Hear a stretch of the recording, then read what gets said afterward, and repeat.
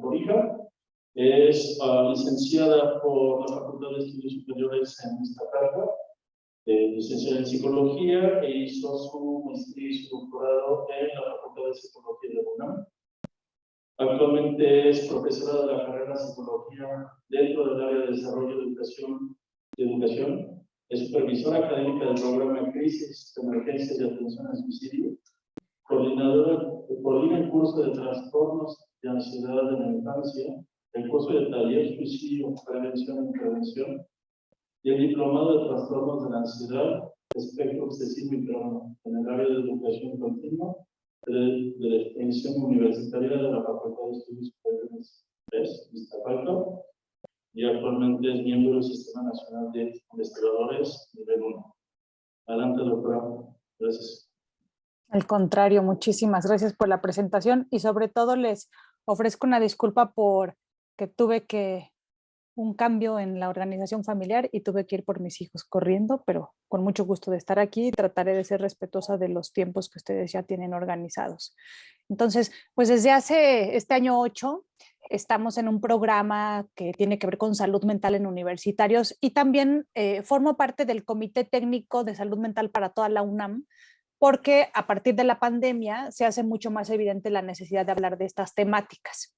Entonces, siempre les comento, les comparto que tenemos un trabajo muy importante en redes sociales y que siempre sabemos que más personas de las que pueden estar ahí, como ustedes el día de hoy, nos van a ver en algún otro momento en línea y que toda la información aquí vertida, las publicaciones que hemos realizado, está disponible de libre acceso y nos pueden seguir a través de nuestras redes sociales. Muy bien, pues la salud mental de los estudiantes universitarios tiene particulares riesgos porque pasan muchas cosas cuando las estudiantes entran a la universidad. Se sabe que por grupo de edad, entre los más o menos 15 y 25 años, vamos a ver que hay un debut muy importante. Es decir, así como se sabe que la diabetes, la hipertensión y algunos problemas de salud pública debutan a ciertas edades, para la salud mental pasa algo parecido. Tenemos ya información de muchísimos años en encuestas epidemiológicas en donde podemos saber como docentes, como estudiantes, como tutores institucionales, nuestro grupo, ya sea que estemos, por ejemplo, en el Colegio de Ciencias y Humanidades, en la licenciatura, en un centro de investigación trabajando con estudiantes de posgrado, qué riesgos de salud mental hay para cada edad.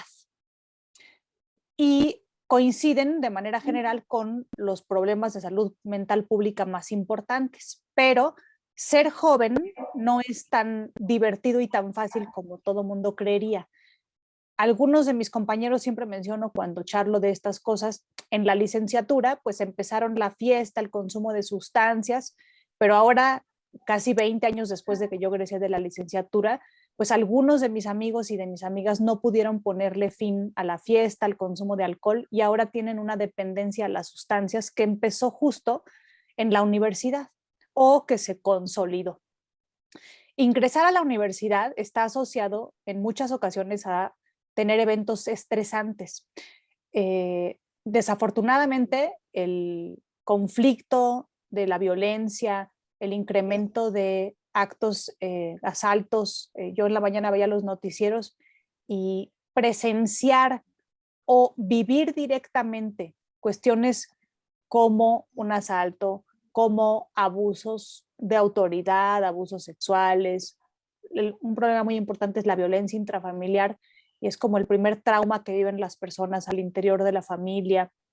Y también cambiarse, para ustedes también seguramente les ocurre, como en toda la UNAM, cambiarse de casa para poder acceder a un lugar en el posgrado, en la licenciatura, es estresante porque pierdes tu red de apoyo, pierdes tu cama, tu almohada, tus costumbres, tu alimentación, pierdes la rutina que tú tenías, porque a veces cuando te cambias a otro estado, la transportación es diferente, tienes que aprender nuevas costumbres, adaptarte o ajustarte, y el ajuste o un trastorno por adaptación es relativamente frecuente en nuestros estudiantes.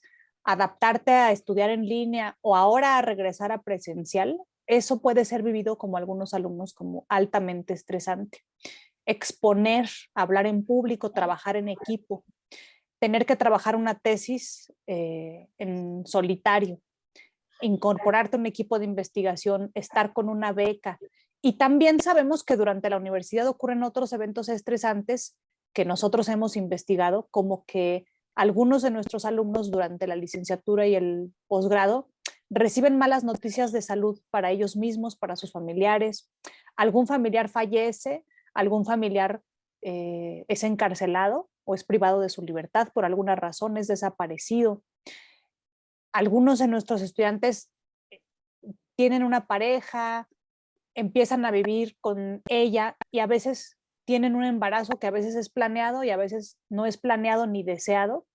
Entonces, si empezamos a ver con la mirada de estrés, la universidad es sí para muchos de nuestros estudiantes una de las épocas más hermosas de toda su vida, donde se van a enamorar, pero también donde se van a desenamorar, donde van a tener muchos desencantos con las instituciones, a veces con el profesorado, con los amigos, con las mejores amigas.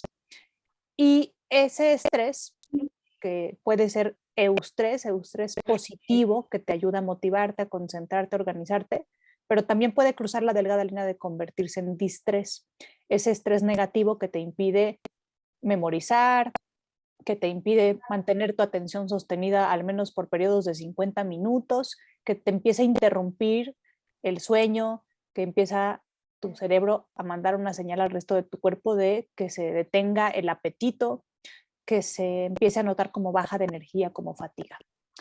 Decía yo que también el punto número 3 tiene que ver con que a nivel nacional, aunque la cifra del debut está entre los 14 y 17 años, tenemos un gran grupo de estudiantes que tienen este espectro de la sexualidad en donde no están muy seguros de si se sienten atraídos solamente por niñas o niños o solamente por personas de su mismo sexo o eh, están experimentando, ¿no? Se enamoran solamente de la persona y esto puede ser estresante porque tal vez en su familia no esté aprobado, se rechazan estas formas, ¿no?, de relacionarse y puede ser incluso que no estén conformes con su identidad de género, con su cuerpo, que sientan que aunque tienen un cuerpo de mujer, no se sienten como una mujer, sino sienten o se identifican más con una personalidad de un hombre y pueden empezar la transición, ¿no?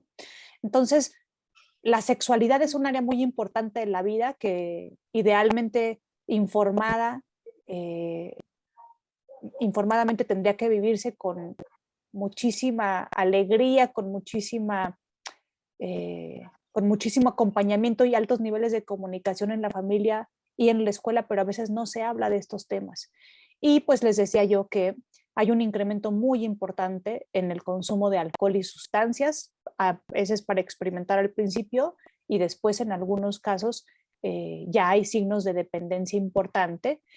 Y tenemos desafortunadamente casos de estudiantes que empiezan a consumir sustancias para incrementar el desempeño académico, para poder rendir cuando tienen que trabajar, para quitarse la fatiga o corregir un fin de semana donde hubo mucho consumo. También tenemos como punto número 4 que en la UNAM están identificadas algunas licenciaturas que tienen mayor desgaste, ya sea por la carga académica o porque son profesionales en formación que tratan con otras personas. Entonces, es diferente el estrés que se puede percibir en una carrera en donde a partir del quinto semestre hay que ir a un hospital, enfermedades catastróficas, enfrentarse con la pobreza, poder ayudar de forma limitada a la magnitud de los problemas que nos encontramos, pero también encontramos a estudiantes de carreras muy demandantes, arquitectura, derecho, en donde es muy difícil ser amigos, hacer equipos porque hay una competencia para entrar al posgrado, una competencia para una materia con qué profesor quieres estar, a qué proyecto de investigación te gustaría incorporarte, pocos lugares en el posgrado. Y entonces a veces se convierte algo así como durmiendo con el enemigo, pero estudiando con el enemigo, ¿no? El que te va a ganar el lugar en alguna beca. Y este desgaste que habla de la precariedad y de que estamos en la élite de llegar a la universidad, al mismo tiempo hace que entre nosotros de repente no estemos tan unidos como quisiéramos. Además, como quinto punto aquí menciono que al menos la experiencia en la FES Iztacala, que es donde yo colaboro, tenemos un gran grupo de estudiantes que no ingresan a la licenciatura, que era su primera opción. En el caso, por ejemplo, de la carrera de optometría, en la FES Iztacala al menos, el 80% de los estudiantes querrían otra carrera y además es una carrera que implica gastos económicos muy importantes en los semestres tempranos, en donde esta sobrecarga económica también impacta en el estrés familiar económico y que eleva las probabilidades de que los alumnos y las alumnas consideren casi siempre en el segundo semestre abandonar la universidad, en algunos casos solicitar un cambio de carrera, pero en algunos casos abandonar este mundo, abandonar la vida porque el estrés empieza a ser muy importante. El punto 6 tiene que ver con que los estudiantes también tienen un estrés relacionado con que hay carreras que tienen un menor número de oportunidades de incorporarse al mercado laboral formal. Es decir, que muchos de nuestros estudiantes van a convertirse en pequeños emprendedores, pero también esta ola de emprendedurismo es también un disfraz del desempleo. Entonces, tenemos un grupo de estudiantes que tienen el privilegio o que han heredado una clínica, un consultorio, un espacio, que tienen manera de obtener o acercarse, conocer el sistema para ganar una plaza, pero también tenemos un gran número de, particularmente la brecha salarial de mujeres recién egresadas con hombres, solamente con la variable de género, es muy importante para algunas carreras y eso, por supuesto, que desmotiva a el estudiantado.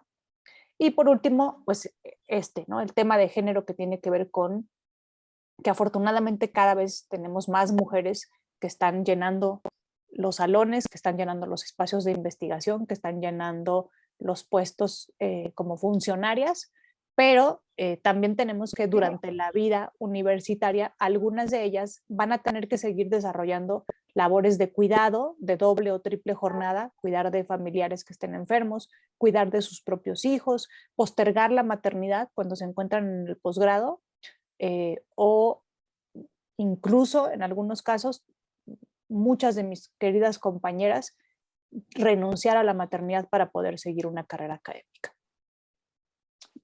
Esta figura me gusta mucho porque nos habla sobre estas edades del debut que yo hablaba.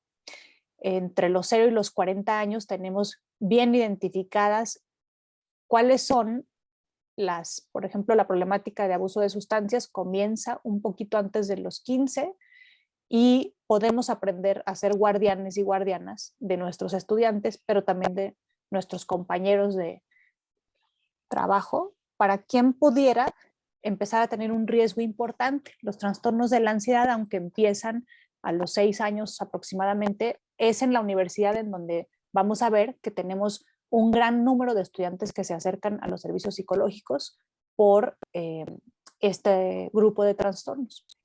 Y bueno, yo les decía que el segundo problema de salud mental en México, seguido del consumo de alcohol, son los trastornos del afecto, particularmente la depresión. La depresión aparece generalmente un poquito antes de los 14 años, pero existe una brecha muy importante entre que una persona empieza a presentar síntomas que se pueden confundir con conductas relativas a la edad, ¿no? Está joven, está de floja, no le gusta ya salir con la gente, solo pone su música y a él le gusta desvelarse, o a ella ya no le gusta ir a las fiestas, o no está interesada en los novios o las novias, pero de que una persona empieza a presentar síntomas a que es adecuadamente tratada y diagnosticada, pueden pasar, según la bibliografía, entre 8 y hasta 20 años. Por lo tanto, podría ser que tengamos estudiantes que tienen síntomas de depresión leves o moderados y van a surfear el sistema educativo y van a ser invisibles para nosotros, lo cual complica el pronóstico, porque como cualquier otra enfermedad, entre más temprano se atiende, el pronóstico es mucho mejor. En el caso de que se diagnostiquen adecuadamente, porque desafortunadamente el 80% de las muertes por suicidio tienen que ver con depresión, que tal vez con un ojo entrenado, con un oído entrenado, podría haberse detectado de manera más temprana. Y la universidad es, decía yo, una época en donde se toman decisiones muy importantes, en donde es el primer gran paso a ser responsables, a ser independientes, a veces para algunos de nuestros estudiantes administrar un presupuesto porque tienen que vivir lejos de su familia. Y todo eso conjuntado con el estrés académico, el estrés social y relacional, podría configurarse más el factor hereditario como un terreno fértil para desarrollar depresión. Y por último, pues tenemos trastornos mentales graves. En México hay esfuerzos muy importantes para educar a los docentes y a los estudiantes en general y particularmente estudiantes que están en carreras de salud para detectar esquizofrenia, psicosis, que también causan un deterioro cognitivo en el largo plazo, que son siempre de mejor pronóstico entre más tempranamente se atienden y que en particular nos interesan mucho la población masculina, hombres entre 15, 14 y hasta 23 o 24 años. Entonces, probablemente mientras estén en la UNAM, si alguien trae factores de riesgo, crianza, decía yo, estrés medioambiental, estrés familiar y herencia, pues el estrés escolar podría ser el detonador, no el causante, pero sí el detonador del debut de un trastorno mental grave. Y desafortunadamente nosotros cada semestre, más o menos entre 2 y 3 estudiantes, eh, solicitan una baja temporal y les damos indicaciones de internamiento breve porque debutan mientras están con nosotros tomando clases. Entonces, estos son, yo traté de iluminar en amarillo las edades, es la media de edad en la que aparecen estos trastornos. Entonces, 12, 14, 16, 18, son 20 trastornos más o menos, los trastornos mentales más frecuentes. Esta es una de las encuestas que a mí me sigue gustando muchísimo, que publicó el equipo de la doctora Marilena Medina Mora hace muchos años, que todavía falta actualizarla porque no había ocurrido el evento o este arrastre de los efectos del narcotráfico, pero solamente para que noten que se sabe en qué edad en promedio va a debutar cada trastorno y de esos 20, 13 debutan en la edad universitaria. Entonces, es natural que estos temas se vuelvan parte de la agenda porque podemos adquirir habilidades para poder detectar tempranamente, conocer el riesgo, porque hay personas que pueden recibir tratamiento simplemente con servicios de consejería, pero tenemos un grupo que nos preocupa más, que amerita psicoterapia altamente especializada o servicios de psiquiatría, un tratamiento farmacológico porque es un trastorno grave. Entonces, tal vez los riesgos de esta charla es que cada vez que hablamos de esto, no podemos salir siendo iguales. La información empodera y transforma y tal vez ustedes pueden empezar a ver a esa persona que tienen cerca que ya había dado pistas de que no la está pasando bien, pero si empezamos a sumar factores de riesgo, si empezamos a sumar las conductas que hemos observado, los pensamientos que hemos detectado, pues podría estarse configurándose una cuestión que de ser atendida tempranamente podría tener una muy buena trayectoria. Y también, si se detecta tempranamente, la eficiencia terminal se aumenta. Esta les digo que es también es otra de mis figuras favoritas. Es, en el eje de las X tenemos la edad de inicio y los colores indican el nivel de consumo de la sustancia. Entonces, fíjense cómo tenemos un piquito muy importante de dependencia. Bueno, primero, consumo perjudicial, ¿no? Y que ocurre casi siempre, les decía yo, en las épocas más divertidas que son entre la preparatoria y la universidad. De este grupo de consumo perjudicial que ocurre muy importante entre los 15 y los 30, pues también tenemos el grupo que después de los 15 y los 30 empieza a generar dependencia y empieza a generar problemas de salud graves en el páncreas, ¿no? Acelera el debut de diabetes, etcétera. Y también pues el consumo de nicotina, ¿no? De qué manera es otra vez entre los 15 y los 24 y un piquito otra vez en los 30 años, en donde como universitarias y como universitarios podríamos estar más atentos a si solamente formamos al estudiantado en contenidos académicos, en habilidades, o también sería nuestra responsabilidad hablar de salud mental y proporcionar condiciones idóneas para que nuestros estudiantes estén sanos de forma íntegra.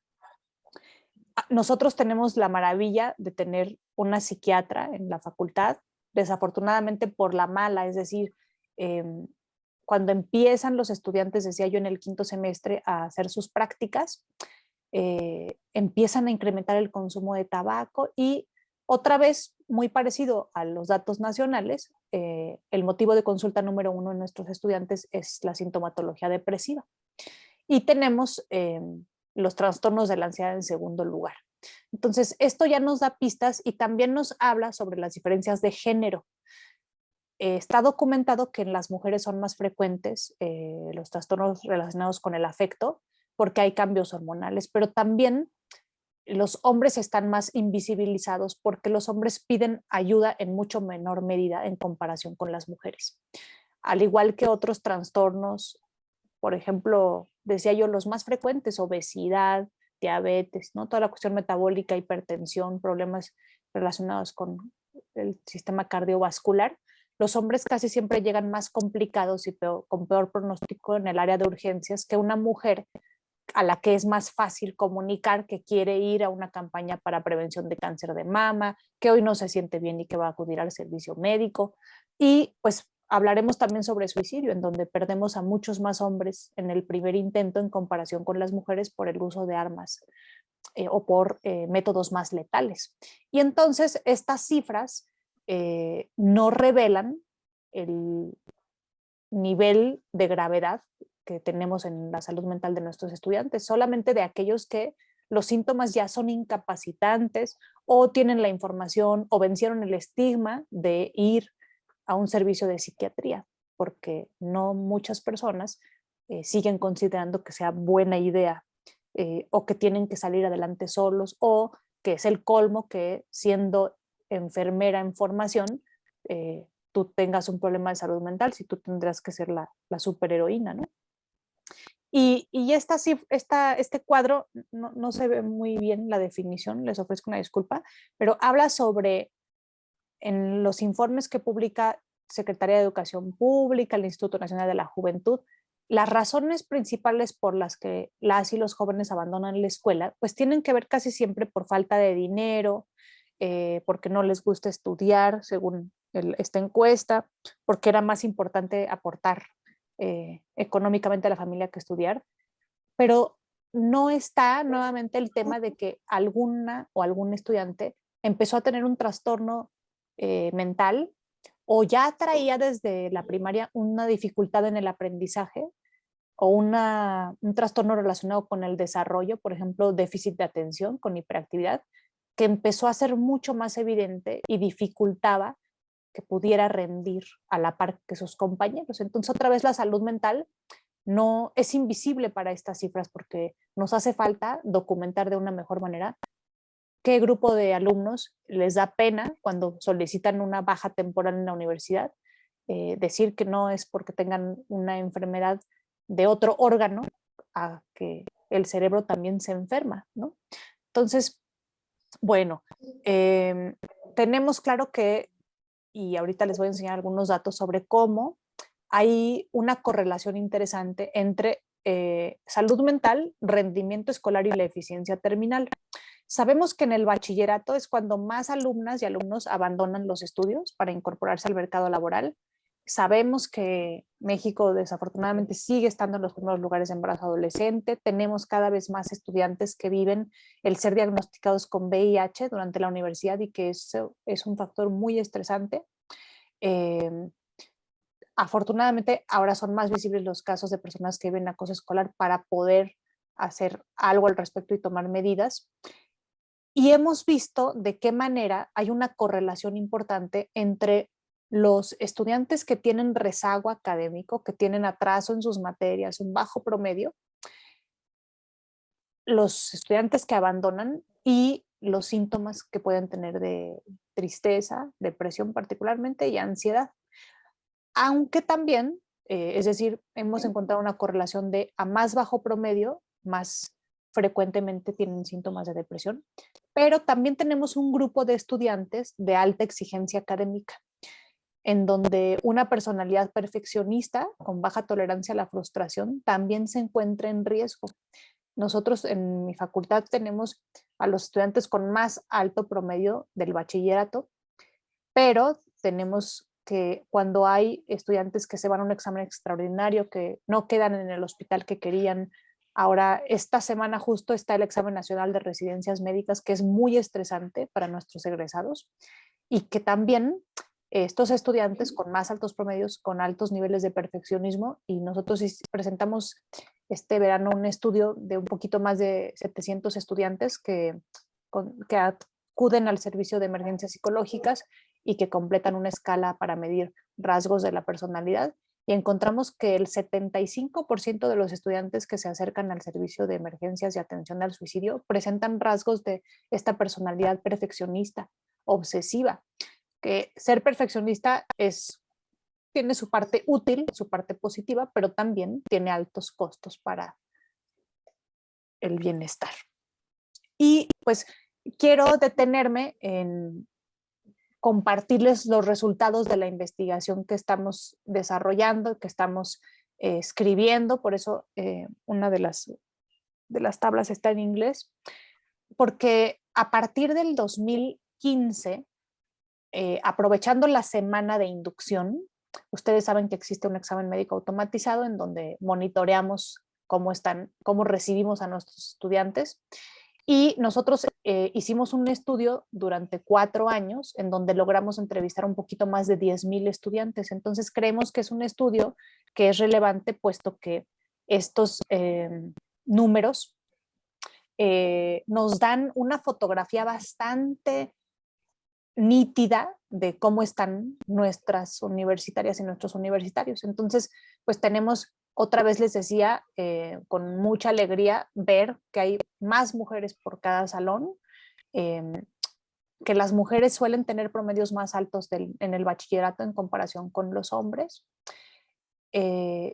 Otra vez que tenemos un cuartil de estudiantes de muy altos promedios y pues nos asomamos a ver particularmente las conductas asociadas al suicidio. Entonces les platico un poco, las conductas asociadas al suicidio son 4 principalmente: ideación pasiva, nada más quisiera irme de este mundo, quisiera dormirme y no despertar. La ideación pasiva empieza a construirse en una ideación más activa, he pensado en suicidarme. Esta ideación puede convertirse en planeación y planeación estructurada, cómo lo haría, cuándo lo haría, con qué lo haría. Y después tenemos el intento, ¿no? ¿Cuántos estudiantes cuando llegan a la FES Iztacala no han tomado un solo día de clases, pero ya han tenido? Nosotros encontramos cifras que son de llamar muchísimo la atención: 12% de los estudiantes que ya ha tenido al menos un intento de quitarse la vida. Y por último, pues el nivel de motivación y de desesperanza, que es este pensamiento de no hay nada que pueda hacer y no hay nadie que me pueda ayudar. Entonces, las cifras, cuando comparamos hombres contra mujeres, otra vez tienen que ser leídas con cuidado porque las mujeres suelen aceptarse a hablar de estas cosas más que los hombres, y tenemos diferencias significativas en 4 de los 5 reactivos en donde las mujeres presentan puntajes más altos para ideación, para planeación y para intento. Y también intentamos ver qué relación podría tener estas conductas asociadas al suicidio con el promedio académico Y pues como ustedes pueden ver, hay una correlación estadísticamente significativa que es negativa, lo cual quiere decir que a más bajo promedio, más alta está este espectro de las conductas asociadas al suicidio, lo cual nos hace pensar que pues tenemos algunas y algunos estudiantes que pueden ser una bomba de tiempo a los que tendríamos que poner atención, acercarnos. Nosotros lo que hacemos es que hacemos esta evaluación y les mandamos un mensaje para avisarles que les damos la bienvenida a la universidad, que queremos que sepan que hay servicios de atención psicológica gratuita, eh, que después de 2 meses, que octubre empieza otra vez a ser estresante por el semestre cuando empieza la carrera académica, les mandamos un mail de seguimiento y al año les volvemos a mandar un mail para que sepan que ahí estamos y descartar el pensamiento de a nadie le importa. Entonces, pues el resto de la charla lo que haré es de manera muy breve compartirles algunas estrategias que hemos puesto en práctica para intentar que estas cifras tengan algún cambio. Les decía yo que hemos encontrado que tenemos un 25%, tal vez un poquito más, de estudiantes que están sanos, que están afrontando con sus propios recursos, pero que a nivel mundial se sabe que pues entre el 15 y el 20%, algunos arriesgan hasta el 30%, van a tener un problema de salud mental a lo largo de la vida y este va a ser en la universidad. Entonces, es por eso que nosotros tenemos una estrategia que se llama Crisis, Emergencias y Atención al Suicidio, que ante esta responsabilidad que tenemos las universidades de tener intervenciones para atender la salud mental de nuestros estudiantes, desde el 2013, a cargo de la doctora Lourdes Aguiluz, empezamos a dar servicios de atención psicológica dirigidos particularmente a las conductas asociadas al suicidio.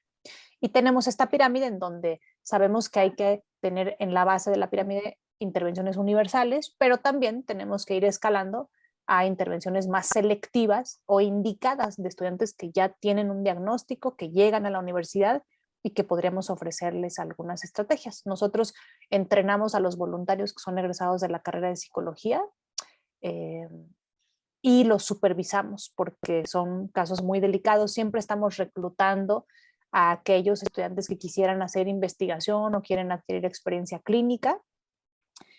Todo el entrenamiento también lo hemos videograbado y nos pueden encontrar en el canal de YouTube, en donde están tanto las clases, porque yo encabezo el equipo, pero somos un grupo de profesores y profesoras que desde la psiquiatría, desde la psicología, hablamos sobre diferentes temas y también ejercicios muy puntuales que pueden trabajar los estudiantes. Les decía yo, desde el 2015 hemos tenido un poquito más de 25 voluntarios.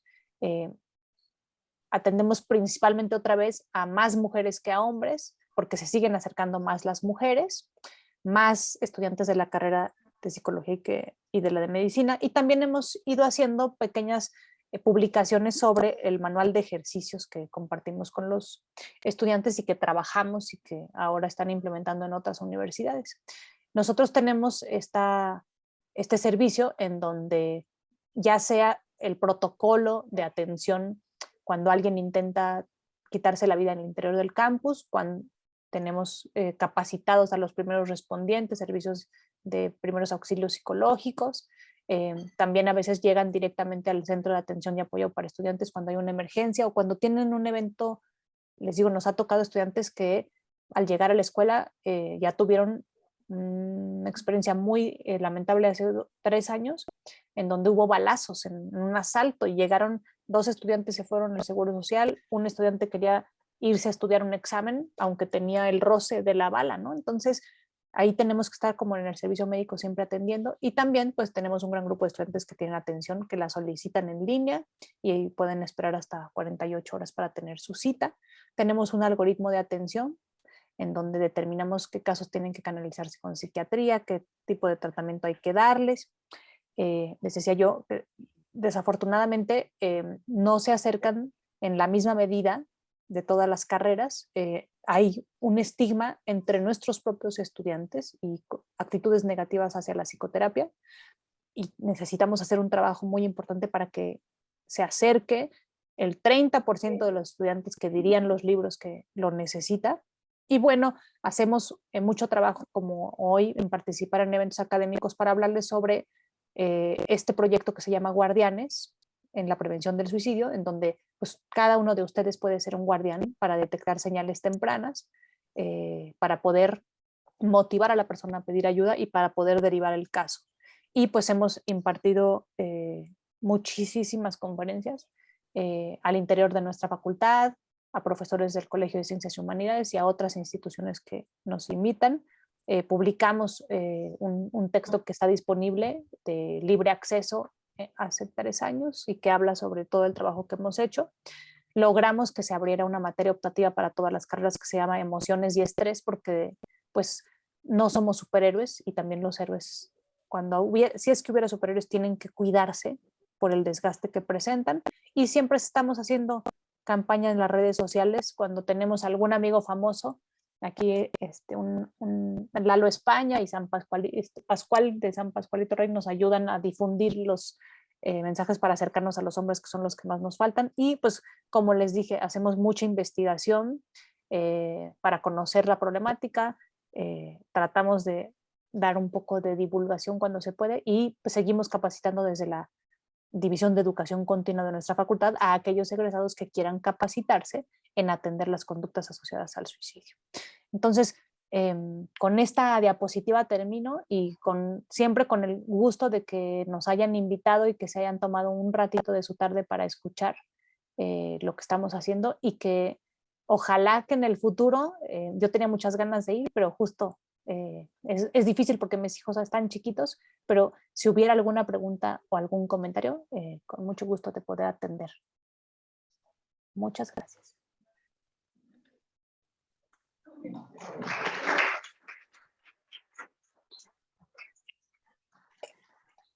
Muchas gracias por la presentación. ¿Hay alguna pregunta? Adelante. Hola, doctora, buenas tardes. Nada más nada, felicitarla por su trabajo. Bueno, le comento, yo soy profesora de enfermería, justamente en Iztapalapa, y durante esta pandemia, mis alumnos se han enfrentado a la situación de que hubo una demanda increíble de enfermeros, ¿no? Entonces, muchos de ellos vivieron la pérdida de trabajos en sus hogares, la pérdida de familia, por esto el ingreso económico, y se vieron la necesidad de incorporarse al mercado laboral sin tener completa su formación académica, ¿no? Para ellos representó una esperanza, una oportunidad de recobrar la cuestión clínica que debido a la pandemia perdieron, pero ahora están como muy alterados, todos los perciben y me lo manifiestan. Esta experiencia para ellos fue traumática, ¿no? No contaban con las herramientas necesarias, ni de materiales, ni emocionales, ni de formación, ¿no? Entonces se aventaron al ruedo y ahora están sufriendo las consecuencias de su decisión, que en su momento consideraron que era más viable, pero ¿cómo podemos nosotros como docentes apoyarlos? Yo no tengo dirigirlos a CAOPE, sin embargo la respuesta es un poco lenta, entiendo la demanda de extensión, pero uno como docente ¿qué pudiera hacer? ¿Dónde los canalizo? Porque son muchos mis alumnos que están con esta marca boca de esta situación que les tocó enfrentar siendo estudiantes.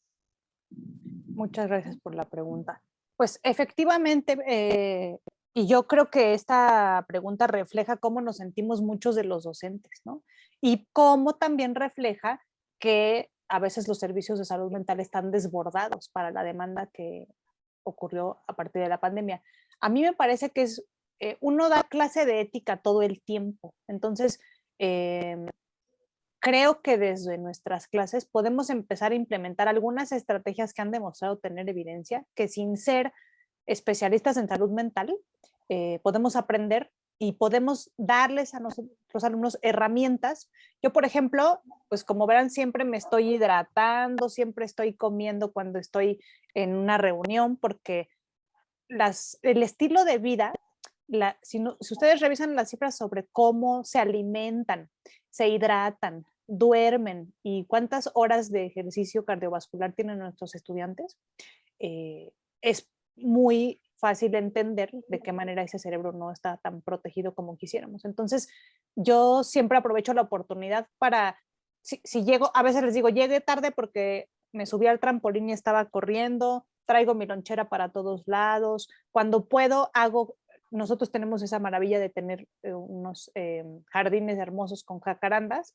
Cuando puedo, hacemos actividades al aire libre, porque el cerebro, al igual que todas las cuestiones que tienen que ver con estilos de salud, hay que cuidarlo y hay que estimularlo, y no solamente los servicios de psicoterapia son la única opción para trabajar bienestar emocional. Y también estrategias tan sencillas como iniciar la clase en Estados Unidos y en Europa. Hay muchísimas estrategias basadas en algo que se llama mindfulness, en donde empezar una clase con 3 ejercicios de respiración profunda, entrenar a nuestros estudiantes que en la consulta externa entre un paciente y otro, hacer 3 respiraciones, puede hacer la diferencia en calidad de vida y en sintomatología depresiva para algunos estudiantes, y mejora en los periodos de atención sostenida.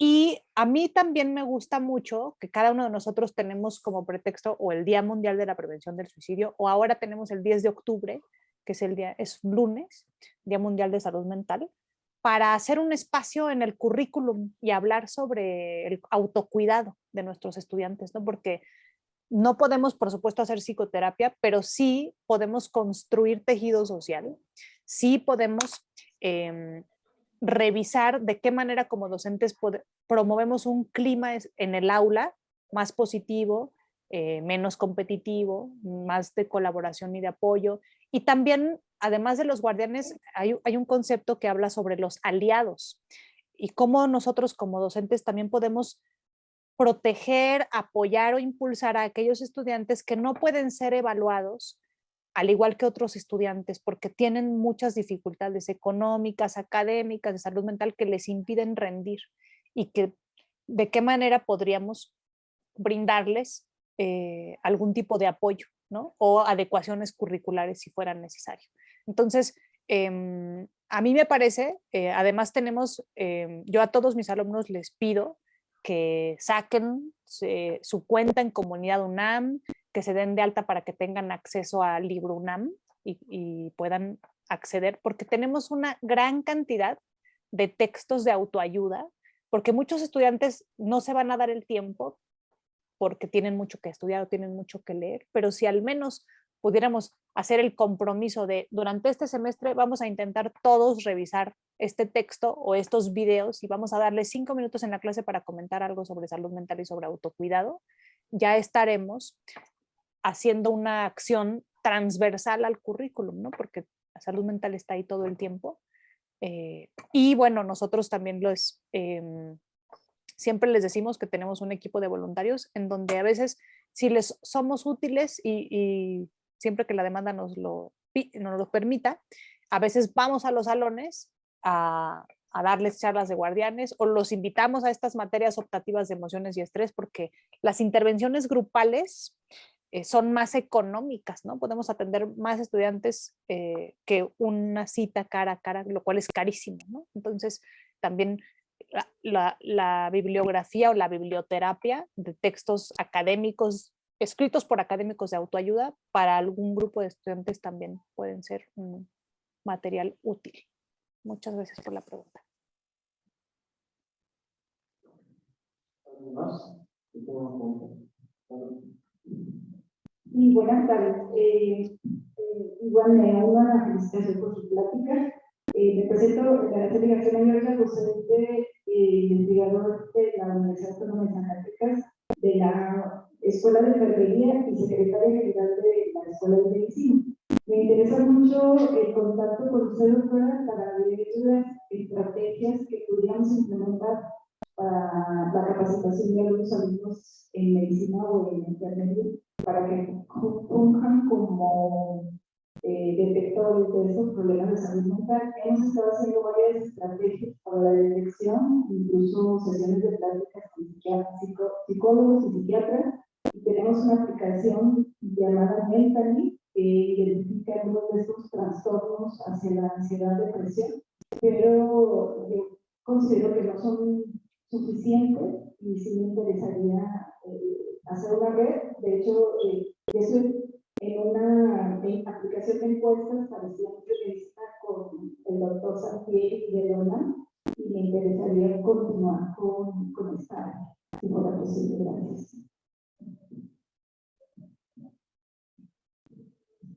Muchas gracias, sí, con mucho gusto. Yo les dejo otra vez para los que quisieran y nosotros pudiéramos apoyar y para los que nos van a ver en otro momento en las redes, los datos de contacto. Es muy fácil porque yo estoy estoy muy googleable, eh, entonces solamente con que me manden un correo o tenemos, les decía yo, la página de Facebook y el YouTube en donde yo personalmente a veces me tardo porque tenemos muchísima, aquí dice 4,000, pero ya estamos muy orgullosos que tenemos 11,000 y siempre nosotros les advertimos que tenemos meses muy complicados, pero que pasando septiembre, donde nos inviten y que ahora parece ser que desde el comité técnico vamos a hacer guardianes para toda la UNAM, que eso nos da muchísimo gusto. Entonces, yo siempre estoy, y les digo, y somos un equipo de profesores que hacemos esto porque los esfuerzos de forma aislada son menos productivos que construir, ¿no?, estas redes, porque todos estamos haciendo cosas en muchísimos lugares de la universidad y de nuestro país, ¿no? Entonces, para que por ahí nos sigan o nos contacten. Creas Iztacala. Muchas gracias. ¿Alguna otra pregunta?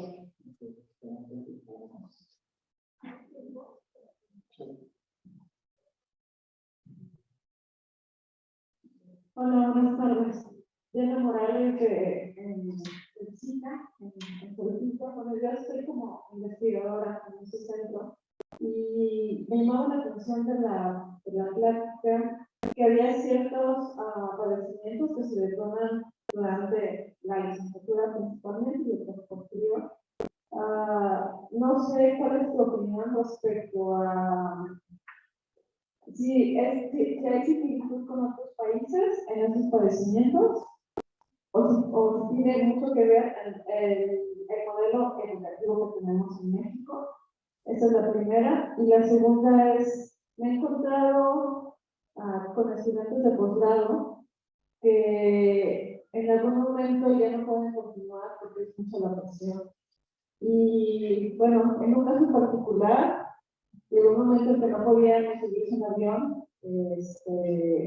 y en otro caso que no pudieron continuar con la tesis. Entonces, no sé si es una autoexigencia por parte de los estudiantes o qué pasa, pero he encontrado trastorno bipolar en algunos de ellos. Y para nosotros es difícil manejar estos casos, porque no tenemos los conocimientos en el expediente, lógicamente.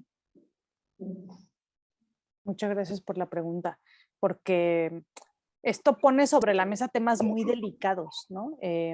Los que hemos tenido el privilegio de poder estar en el posgrado. Empiezo con la segunda pregunta. Escribir una tesis es una actividad de mucho aislamiento y perseverancia, de habilidades para autorregular, para organizarse, escribir, persistir, no desesperanzarse, hacer maravillas con la beca del CONACYT. Entonces, en algunos países existen grupos de ayuda mutua para tesistas, porque un gran número de tesistas abandonan por un tema de salud mental o porque traían una dificultad del aprendizaje, que escribir pues es una tarea, les decía yo, muy compleja, ¿no? Y muchos de nosotros somos universitarios de primera generación, no venimos de familias en donde son embajadoras o diplomáticos, escritores, ¿no? Nuestros papás no fueron a la universidad, entonces también para la familia es difícil entender lo que implica hacer una tesis, seguirnos patrocinando un año al menos en lo que estamos yendo a escribir, investigar, todavía sacar copias, comprar libros, etcétera. Entonces, y tenemos datos muy dolorosos, o sea, tenemos algunos tutores que han perdido a 2 o más estudiantes por suicidio, el mismo tutor, y a veces ahí nos preguntamos qué estamos haciendo. ¿Será que, pues a veces es una cadena, ¿no? Desde ahora algunas decisiones afortunadas y otras desafortunadas del CONACYT, por ejemplo, ¿no? La presión que tenemos los investigadores para publicar por los puntos, por las revistas de alto impacto y que ese estrés lo bajamos a nuestros estudiantes, que los hacemos que sean competitivos, ¿no? Y los estudiantes de posgrado se lo bajan a los de la licenciatura y entonces también a veces el clima que se percibe en los laboratorios pues es de hostilidad, ¿no? O de violencia, o de maltrato, o de abuso. Entonces, yo creo que es muy importante cuando damos una tutoría, también atender esa parte y a veces revelar información personal cuando sea prudente y útil sobre el autocuidado mientras alguien hace una tesis, creo que es muy importante. Y la primera pregunta sobre los datos, a nivel nacional, la OMS coincide en esa cifra de edad de riesgo entre los 15 y los 29, lo cual es difícil porque se esperaría, y desde la economía, por ejemplo, es un debate. ¿Qué estamos haciendo para elevar la esperanza de vida? Obviamente el COVID nos dio en la torre, pero esfuerzos para tener mayor tecnología, vacunación, detención temprana de enfermedades graves, pero sigue siendo la depresión y el suicidio en particular un termómetro de la cultura. ¿Qué no estamos ofreciéndole a los jóvenes o qué no estamos haciendo como país, como salón, como equipo, como facultad, para que los jóvenes ya no quieran estar en este mundo, ¿no? O para que se sientan así como usted decía, ¿no? Que tienen la mayoría, yo por ejemplo, yo me saqué la lotería cuando recibí mi lugar en la UNAM porque además era en la tarde porque yo tenía que trabajar, ¿no? Iba a ser muy difícil para mí ser estudiante de tiempo completo. Entonces, sí tenemos en algún sentido superhéroes estudiantes, ¿no? Pero ¿de qué manera tienen estas triples jornadas y que su desempeño académico se va a ver impactado y tienen riesgos de engancharse fácilmente con sustancias, por ejemplo, ¿no? Para rendir. Muchas gracias por la pregunta. Bueno, muchísimas gracias, doctora. Solamente le leo lo de reconocimiento. 19º encuentro de participación de la mujer en la ciencia. Por todo el presente reconocimiento y por su valiosa participación a la doctora Carolina Santillán Torres por la conferencia invitada a salud mental en estudiantes universitarios. Muchísimas gracias. Gracias a ustedes.